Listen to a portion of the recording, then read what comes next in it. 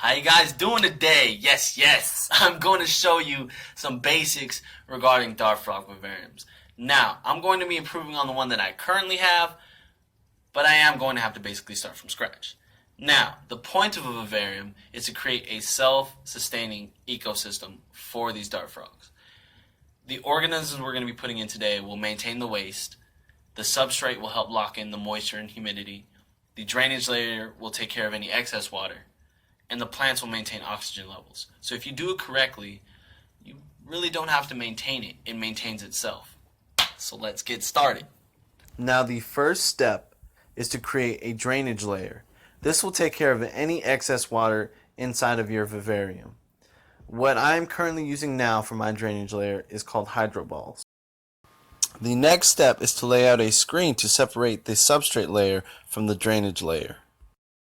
The next step is to lay down a layer of substrate. Now I use Eco Earth. You can purchase it at Petco. All you do is just evenly distribute it around the vivarium. This is mainly for the plants and the isopods and to also lock in the humidity and the moisture. After you distribute your substrate layer, it is good to give it a quick spray down to keep everything in place and also increase the moisture in the vivarium. These dart frogs are used to high humidity, so the wetter, the better. The next step involves laying out some moss, planting your plants, and also introducing some organisms to the vivarium. As mentioned before, we will be adding a couple of organisms to the vivarium to keep the waste from the dart frogs taken care of. The first group of organisms I purchased are yellow dot isopods. They're basically giant roly-polies. Everyone's seen a roly-poly before. Those little round bugs that curl up in a ball underneath a rock or something.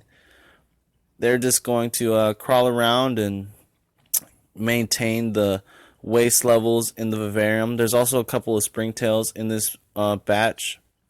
This is what a isopod looks like, just a regular roly-poly. But yeah, just make sure you get it all around. The next group of organisms are called dwarf white isopods. They're basically the same thing, just on a smaller scale.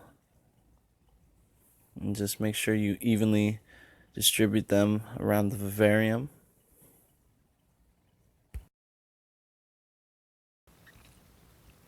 After the organisms have been introduced, you just keep adding moss and plants and any other decorations and hides you have purchased for the dart frog. Start customizing in the way you see fit. For this go around, I've added more vining type of plants. They seem to do better in vivariums. And I've also purchased a lot more things for them to hide in, like a couple of skulls and some cork bark. So essentially, the lack of big plants is made up with more hide spots.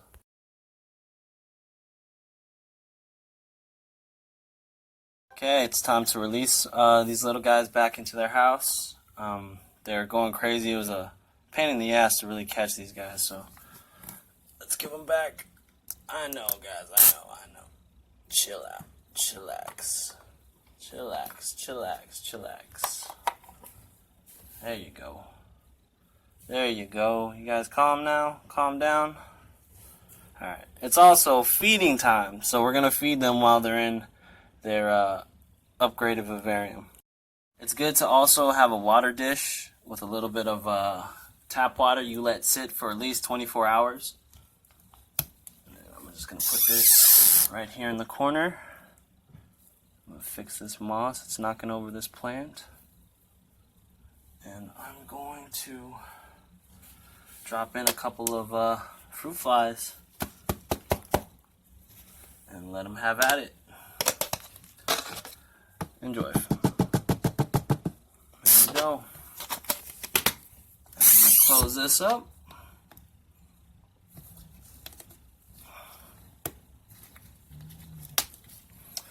And there we go.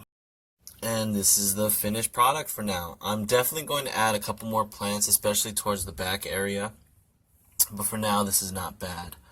A couple things I forgot to mention. You absolutely positively need a hygrometer and thermometer for your dart frog vivarium. You need to stay on top of that.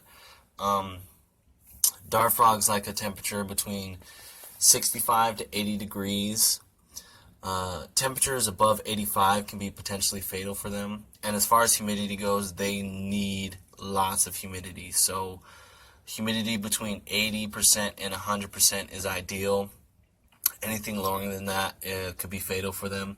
So if you don't have the luxury of time, like I don't seem to have, and you can't mist every couple of seconds, you can purchase a Reptifogger. Now all you do is you turn the dial and you watch the magic happen as the mist starts to fill the vivarium and, you know, corrects the humidity.